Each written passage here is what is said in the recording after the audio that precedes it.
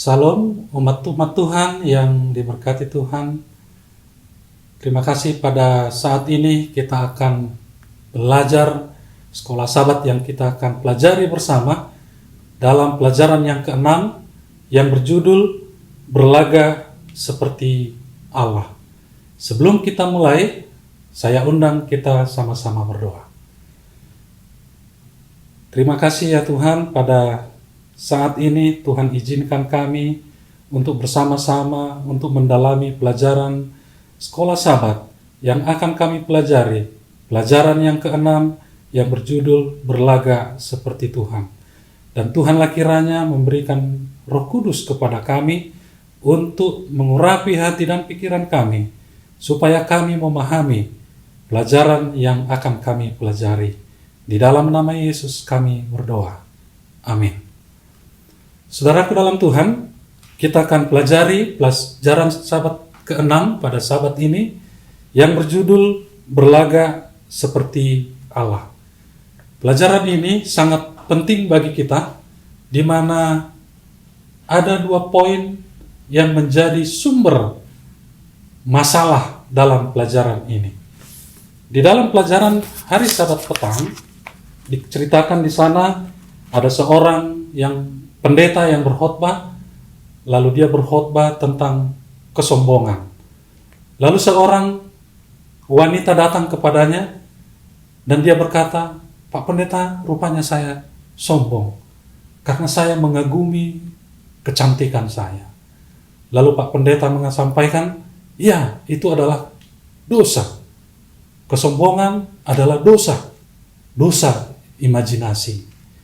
Dan pada pekan ini saudara-saudara, kita akan mempelajari ada 2 hal yang membuat orang atau siapa saja, bahkan bangsa pun atau raja, menjadi sombong, yaitu sifat mementingkan diri, dan yang kedua adalah sombong.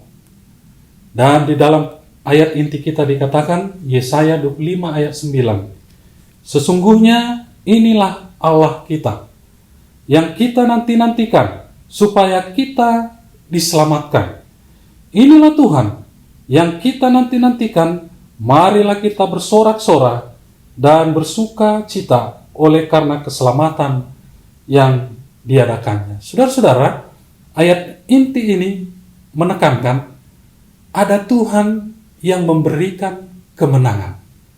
Saudara-saudara, penting bagi umat Tuhan dalam kehidupan kita, dalam kondisi apapun, jangan lupa ada Tuhan yang menanti-nantikan dan yang memberikan kemenangan kepada kita. Di pelajaran yang berikutnya dikatakan yang berjudul Hukuman Terhadap Bangsa-Bangsa. Saudara dalam Tuhan, mengapa nubuatan menentang bangsa-bangsa ini dimulai dari Babel?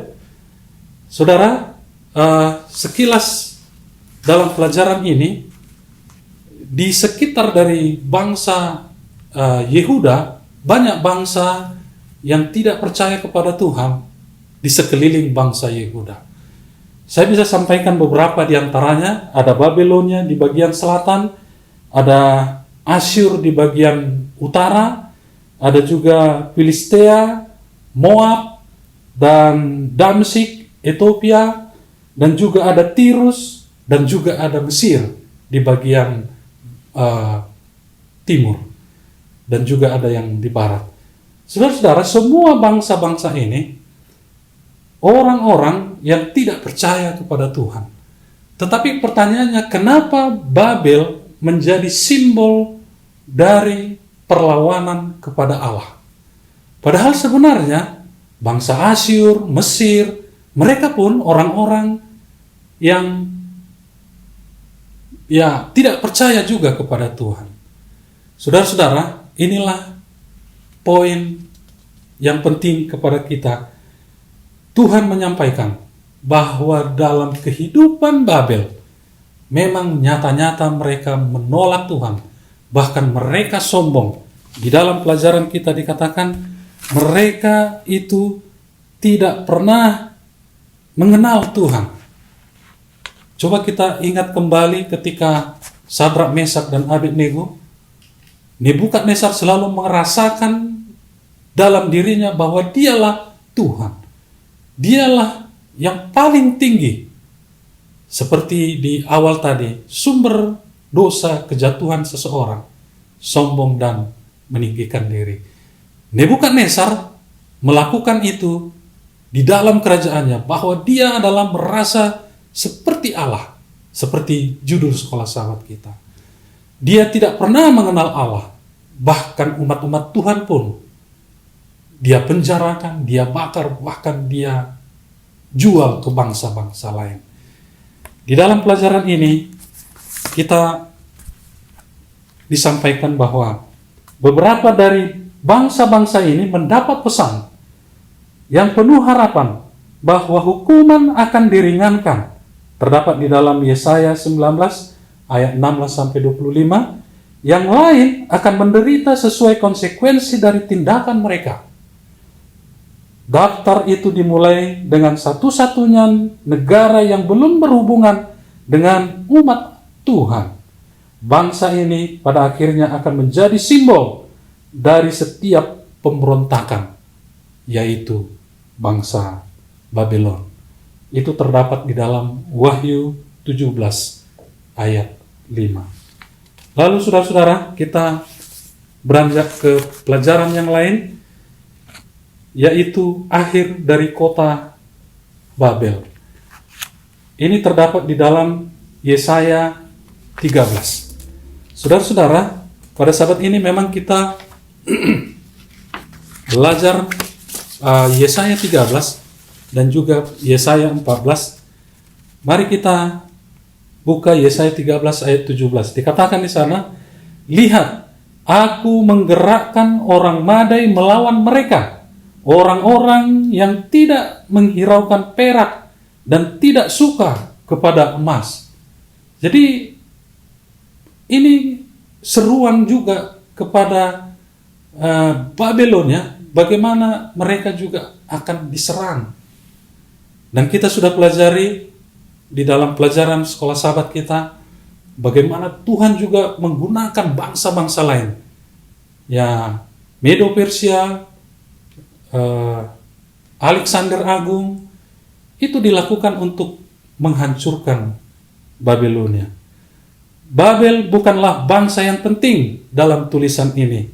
Yesaya menjelaskan kejatuhan Babel di masa depan dengan membandingkannya dengan kedatangan yang kedua kali Yesus lakukan ketika dia meramalkan kehancuran Yerusalem dan menggabungkannya dengan peristiwa kedatangan kedua kali. Saudara-saudara, peristiwa Yehuda dan bangsa-bangsa ini yang ada di sekeliling mereka akan menjadi cerminan pelajaran kita juga di akhir zaman. Bagaimana kita, Israel rohani, dikelilingi oleh bangsa-bangsa yang tidak mengenal Tuhan. Dan bagaimana, pertanyaannya, bagaimana kita bisa tetap setia di dalam hegemoni keduniawian sekarang. Lalu kita akan beranjak ke pelajaran yang berikutnya, di mana bintang yang ingin menjadi Tuhan. Di dalam Yesaya 14 ayat 12.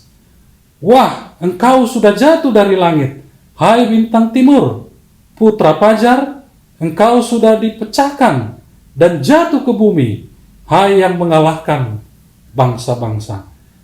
Ayat ini ditujukan kepada bangsa Babelonia sebenarnya. Bangsa Babelonia diberi gelar bintang timur atau putra fajar, karena mereka dianggap mampu mengalahkan banyak bangsa, dan bangsa Babel menjadi simbol kerajaan yang termasyhur setelah kerajaan-kerajaan lain. Dan rusaknya saudara-saudara, kerajaan Babel juga menjadi tempat simbol penolakan kepada Tuhan. Dikatakan dalam Daniel 2 ayat 5, Raja Babelonia digambarkan sombong dan mandiri. Banyak raja Babylon seperti Nebukadnezar itu sombong, tidak mengakui Allah dan lain sebagainya. Namun bagi Yesaya ini cukup puitis dan alegoris yang menunjukkan bahwa akar masalahnya adalah penolakan kepada Tuhan. Lalu kita beranjak ke judul yang berikutnya, akhir dari Babel. Saudara-saudara, Yesaya 14 ayat 20 dikatakan, biarlah keturunan orang jahat tidak pernah disebutkan lagi. Inilah bahayanya menolak Tuhan. Siapa yang menolak Tuhan bahkan berlagak seperti Tuhan, firman ini mungkin berlaku kepada mereka. Biarlah keturunan orang jahat tidak pernah disebutkan lagi. Dan saudara tahu, setelah kehancuran Babylon, kalau kita baca ayat-ayat yang lain, Babylonnya itu hancur lebur dan tidak ada tersisa dihancurkan oleh Medo Persia. Dan catatan sejarah tidak menceritakan keturunan mereka. Dan itulah yang diamarkan oleh Yesaya. Pelajaran yang bagian terakhir adalah kemenangan terakhir. Di dalam Yesaya 24 ayat 1, sesungguhnya Tuhan akan menanduskan bumi dan akan menghancurkannya, akan membalikkannya ke permukaannya, dan akan menyerahkan penduduknya. Apa yang dimaksud oleh Yesaya? Tuhan akan mengakhiri dunia ini dan Dia akan memberitahu kepada orang mati akan hidup bersama dengan